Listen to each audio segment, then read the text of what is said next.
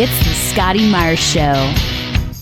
Hey, welcome to this week's episode of the show. I'm your host, Scotty Mars. Thank you for following us on our social media pages. Of course, if you're not, well, you can do that now. The Scotty Mars Show on Facebook and on Instagram. And of course, at Scotty Mars on Twitter. We post some content there every now and then. Oh, and also Scotty Mars channel on YouTube. There's some cool things coming to that, hopefully before the end of next month, but no later than the end of next month when I head on down to Disney World for the opening of Galaxy's Edge in Florida. So subscribe to us there as well. Having said all that, hopefully you've been having a fantastic week. I've been very happy this week getting a little bit back into routine. I'm a creature that likes kind of routine. I like to know what I'm doing day in, day out, and I like to plan my days. And last week, I was away. I was in Quebec, a business trip, having meetings and different food and different sleep schedules, and there wasn't really a gym where I was, and it just really kind of fucked up my whole rhythm. Everything was off. So coming back this week and starting to get back into that rhythm, starting to eat the way I like to eat, starting to sleep how I like to sleep, also getting back into the gym.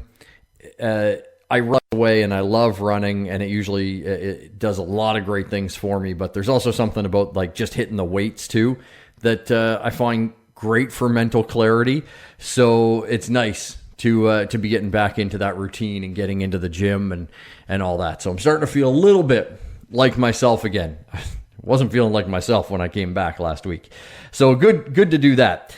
Did run into something this week that I think is going to be a bigger problem in the world going forward. And this is the first time I ran into it. And I talked to a couple of my friends about it, and they said that they've had similar experiences.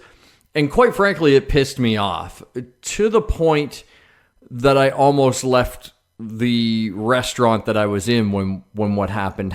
And like I say, I think this is only going to become a bigger problem going forward. So a lot of restaurants now, especially if they're like fast food or takeout joints, they have online ordering, right? Either through a website or through an app. Obviously, we all know how this works. You hop on your app or the website, you place your order, it gets sent to the restaurant, and then it's either delivered or you come pick it up a little bit later on. So we're standing in line at this place, and there's people in front of us. We're next, and we're the only people in the store at this point. And the people in front of us get their order. They go down and pick their toppings and whatever, and they go, and they're good to go. As they're being rung through, the machine goes off that indicates an online order has come in. So this sounded like a car alarm almost goes off, and this order prints out, and this person comes from out back. We're like, oh shit, there was somebody else working here the whole time. They could have been, making our food, but that's fine. There's only one person in front of us, not a long wait, but still, all right, they were out back. Maybe they were doing something. And then they go, oh, okay. And they grab that online order, and then right in front of us, as we're standing ready to place our order, they start to make this online order and do not acknowledge our presence at all. We may have well been ghosts because there was no looking at us. There was no be with you in a minute, any of that. Just went to making this online order.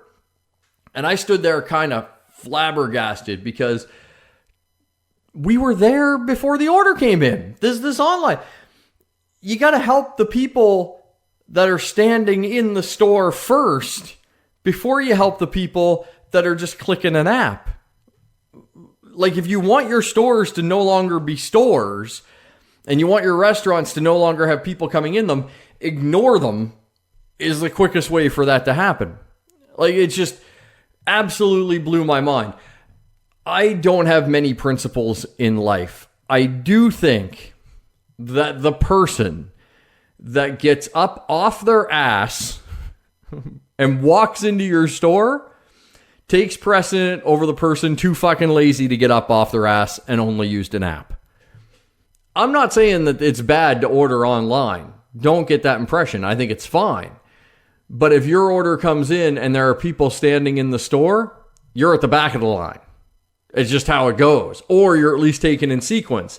Like if somebody came in after us, been like, oh, this online order came in, I have to, but again, acknowledge us. Really kind of flabbergasted me. And as I said, I talked to some friends about it and they said it's happened to them too. So we kind of have to figure out some sort of balance between the online ordering importance and the importance of the person standing in the store. Call me old-fashioned. I think the person standing in front of you should take precedent, especially if they were there before that online order came in. I was really, really pissed off. Partly because I was hungry, which is also not a good time to fuck with people. When people get hungry, people get crazy. So, if my tummies are rumbling and you start to ignore me, it's not going to end well for you. And I got a tummy. Trust me, when it rumbles, it could probably knock California off the face of the earth. It's that much of a quake. So don't ignore the tummy when it's a rumbling. It'll come for you. I am a calm person. Tummy, not so much. So moving on, one of my favorite stories last week continues to be a story, and I'm really glad that it is. And that's this whole Area 51 raid, the Storm Area 51. Apparently, it started out as somewhat of a joke on Facebook and now has become a viral sensation with over 1.5 million people saying that they are going to show up and raid Area 51. I love this idea. We'd love to get to the bottom of what's at Area 51. The raid is scheduled for September 20th, and it was never really going to happen. However, here's the thing. Lots of people now getting very, very dedicated to this idea. So many people, in fact, that the U.S. Air Force, which runs the highly classified facility, has said that they are prepared, that they are ready. And the thing is if there's somebody you don't want to tip your hand to, it's the U.S. military. I think if you give them any time to prepare, it's probably not going to work out well for you. And on top of that, let's just say that there's aliens there. Okay? Whether you believe it or not, just for the sake of argument, we are going to say that there are aliens at Area 51. Well, you've now given them enough time to relocate them. They've moved them to Area 57. Who knows where the fuck they are now, but they're definitely not at Area 51. And I kept reading about this and kept reading about how the numbers were growing and growing. And I do expect some people to show up in the desert there. I really do. I think there's going to be a group of people. I predict probably 30 virgins that have never left their home before are going to gather in the desert, stand around and look at each other, and then all decide to go get a burger somewhere. But if this thing really does pan out, one person in particular has said he wants to go in and join the raid, and I think it could be a tipping point for them. Movie star Danny Trejo, he has said he wants to take part in the raid. If this raid actually happens, he could be the tipping point. Think about it. Who on this planet could stand up to Machete? He can walk in there solo, no backup, and take care of business. Keeping with a space theme, this week we are marking the 50th anniversary of the moon landing, when Buzz Aldrin touched down on the surface of the moon and made history. It's 50 years ago. Buzz Aldrin, Neil Armstrong, and it was a monumental achievement for mankind. I mean, the quote is legendary, right? One small step for man, one giant leap for mankind. And it's a great quote. I don't know if he came up with that on the spot or what, off the top of my head, I don't know. But it's great. But here we are, the 50th anniversary, and conspiracy theories still go on about whether or not they actually landed on the moon, which to me, I don't know. You know what? I want to believe it. Even if it is fake, I don't want to know it's fake. I just want to believe that we did that. We accomplished that as a species, that we put our brains together and came up with it. And men and women worked tireless hours and made it happen. It's not only a nod to human ingenuity and perseverance and intellect, but also bravery to go where nobody has gone before and whatnot. So I love it. But I also do love a good conspiracy theory. And my favorite moon one, I figured since here we are, 50th anniversary of the moon landing, we might as well talk about my favorite moon landing conspiracy thing, is that not only was it filmed, but that it was filmed by Stanley Kubrick, perhaps one of the greatest filmmakers of all time. Apparently, his conspiracy theory goes that he produced much of the footage for the Apollo 11 and 12 missions, and he did so because he directed 2001: A Space Odyssey, which partly set on the moon, had some really advanced special effects for the time. So basically, the story goes, if you want to buy into this conspiracy theory, is that 2001, it's in post-production, and NASA approaches Kubrick to direct not one, but 3 moon landings. So basically, they wanted to do a trilogy. And that the launch and splashdown would be real, but the spacecraft would stay in Earth's orbit, and fake footage would be broadcast kind of live from the moon. And they also say that he had a special lens, but however, Kubrick only got that lens later in life, and all that. A mockumentary was made called Dark Side of the Moon that really fueled a lot of fire to this. And there's also a documentary that infers that The Shining is actually a confession of his role in the cover-up, that he couldn't deal with the lie any longer, and when he made The Shining, he made it a confession. Here, the whole thing with The Shining is he didn't write it. Obviously, as we know, Stephen King wrote The Shining. So unless Stephen King wrote the moon landing, that theory holds very, very little water. And a lot of the things, when you look up the different, points that people point out and go, well, here's why it didn't happen, they've been debunked, right?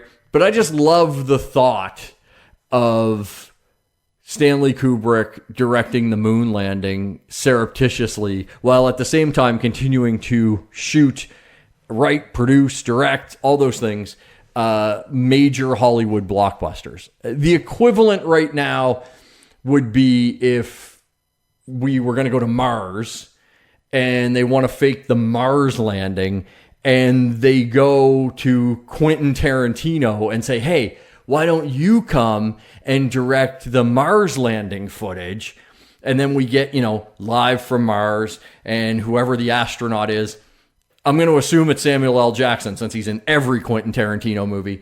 And, he's going to jump out and be, that's one motherfucking step for man and one giant motherfucking leap for mankind. And there you go. You got the Mars landing. And actually, the more I think about that, I either just pitched Hollywood an amazing movie of the first visit to Mars, directed by Quentin Tarantino, starring Samuel L. Jackson, or they can just do that. Fake the Mars landing. I will be enormously entertained by that. That'd be fantastic. On to the off story of the week. Of course, offs. Oh, for fuck's sakes. A story that you just read the headline and you go, oh, for fuck's sakes. This one definitely not only made me say, oh, for fuck's sakes, kind of made me feel like we could be going down a rabbit hole that we don't want to go down.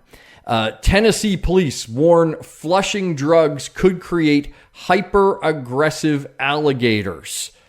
The Loretto Police Department took to Facebook and gave a little warning to people. They said, listen, if we're executing a raid on your house, we have a warrant.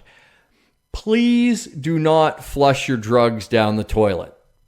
They went on to say, our sewer guys take great pride in releasing water that's cleaner than what is in the creek, and they're not really prepared to clear out meth. And you put it in there, and then things like ducks, geese, and alligators are going to become all methed out. Now, the article went on to say that they spoke to a veterinarian who has dealt with a lot of alligators, and he says he's come across a lot of different things over his years, but never a methed out gator. But that seems to me like the start of a really low budget horror movie. Just some trailer park in the middle of nowhere with gators in a creek, and people just keep flushing their drugs down there, and then these gators just can't be stopped because they're on the meth. They don't sleep anymore. But at the same time, I sit there and I think, like, a methed out gator, yeah, they're going to be super hyper, but when you see pictures of people that are all methed out, they've lost their teeth. They don't look like they have a lot of drive, you know? So I'm thinking a methed out gator, his teeth are falling out.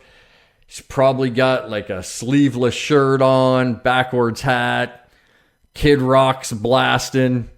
At the end of the day, I don't think he's going to hurt anybody. But that headline, police warn about Meth-Gators, offs. On now to the geek news of the week, and we are rolling into Comic-Con. So there is going to be a shit ton of news coming our way, and we're getting little dribs and drabs that's coming out before the big event. First off, we'll talk about Birds of Prey, the upcoming DC film that stars Margot Robbie returning as Harley Quinn. We get to see Huntress on the big screen for the first time, Black Canary, Cassandra Cain, who would go on to become Batgirl, and also Black Mask, Ewan McGregor, Black Mask. So they apparently did some early test screenings, and it has audiences and Warner Brothers executives split.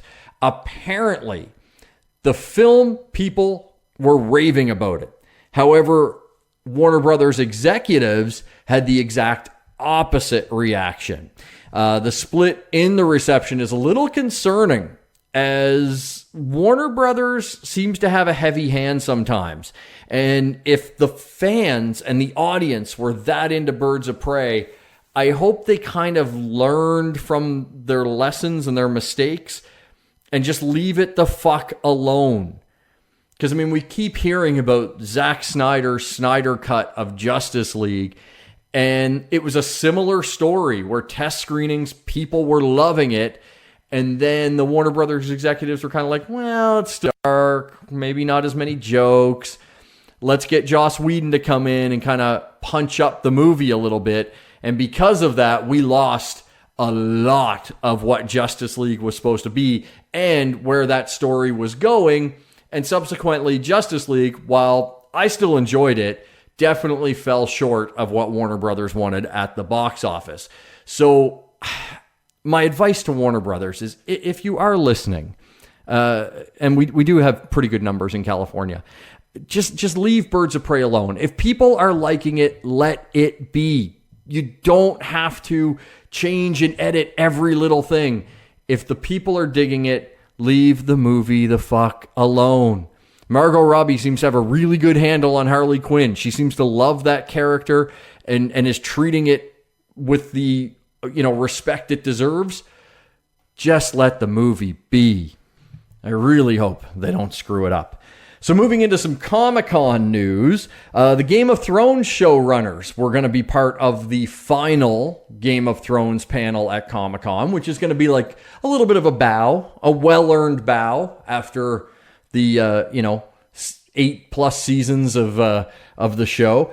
But the showrunners have now decided to skip Comic-Con, and no real reason has been given. They do have a bunch of other projects in the works, so it could be possible that they're just too damn busy right now to go to a panel. More than likely, I think they probably were thinking, you know what, we're going to do this panel.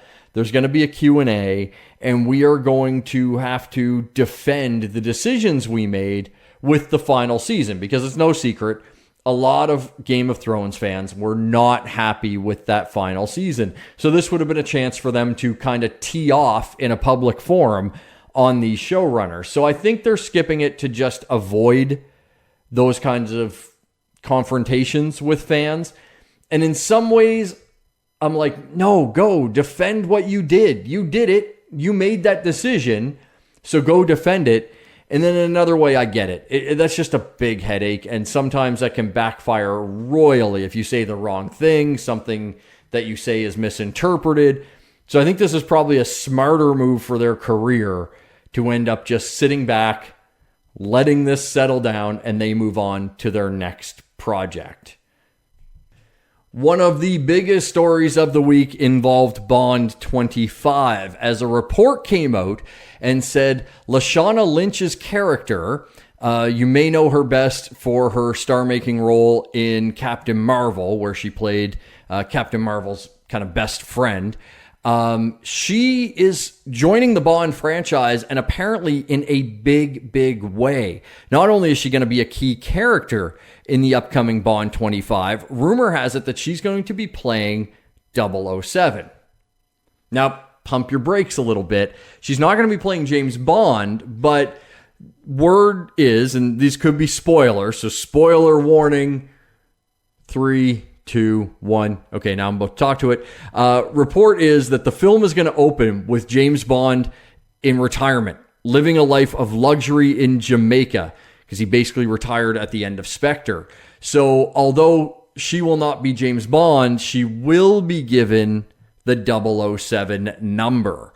So huge change for the franchise. Now, I would imagine the story will have James Bond coming back, being given the mantle of 007 again.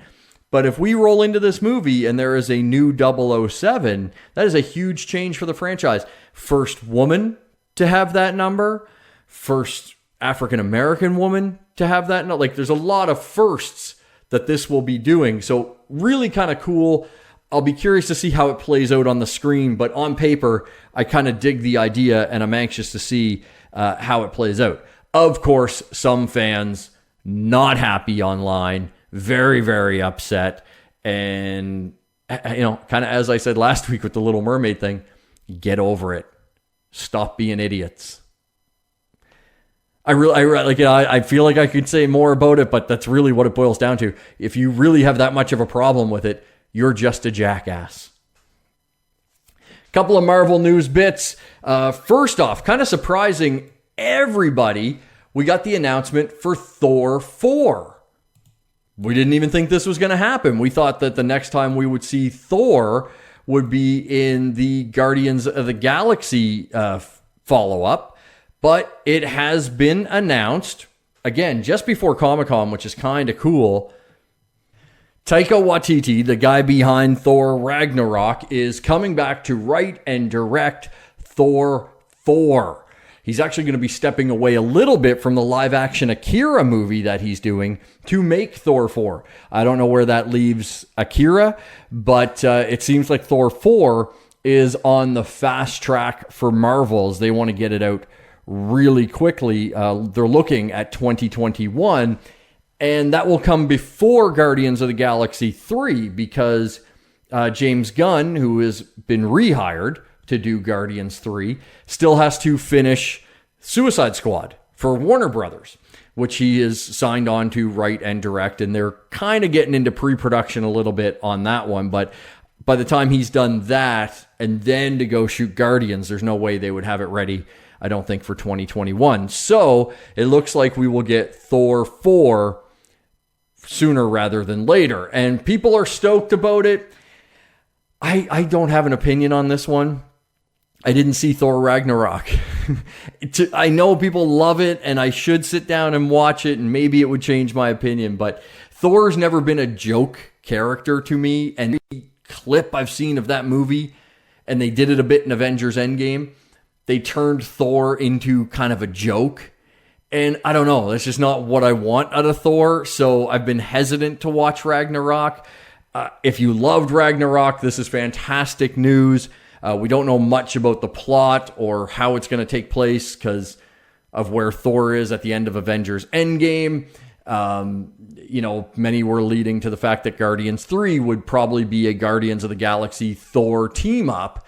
And maybe that's what Thor 4 will be, as opposed to the next Guardians movie. So we'll kind of have to wait and see on that. Maybe we'll get some more news on that throughout Comic-Con weekend. And the last thing is just a little interesting casting tidbit that's been thrown out there by Mark Miller, the genius behind The Kingsman and those films. He posted a tweet, and it had some stuff on it that he had kind of predicted earlier, and he said, "For the record, I'm never wrong." And then he footnoted it with P.S. Taron Egerton is the next Wolverine. Now, that's the guy that just played Elton John in Rocket Man. He's in the Kingsman movies. I like the kid. Good actor. He can definitely pull off action. And as I kind of look at him, most of the time we see him, he's pretty clean cut. And so I have an instant hard time picturing him as Logan. But no, maybe he scruffs up a little bit. He might be able to pull it off. So the next time you're looking at Taron Egerton on the big screen, keep in mind, he could be the next Wolverine. He's also been heavily rumored to be the next James Bond. So keep it with a grain of salt that this kid is basically being touted as the next every big character in Hollywood. But I could kind of see it. Might work out as casting. What do you think? Do you think he'd be a decent Wolverine? You can let me know at the Scotty Mars Show on Facebook and Instagram, Scotty Mars Show YouTube channel, and at Scotty Mars on Twitter. That'll wrap it up for this week. Don't forget, wherever you're listening to us, to subscribe, give us a rating, a review. All of that helps grow the show. And until we talk again, have a great week.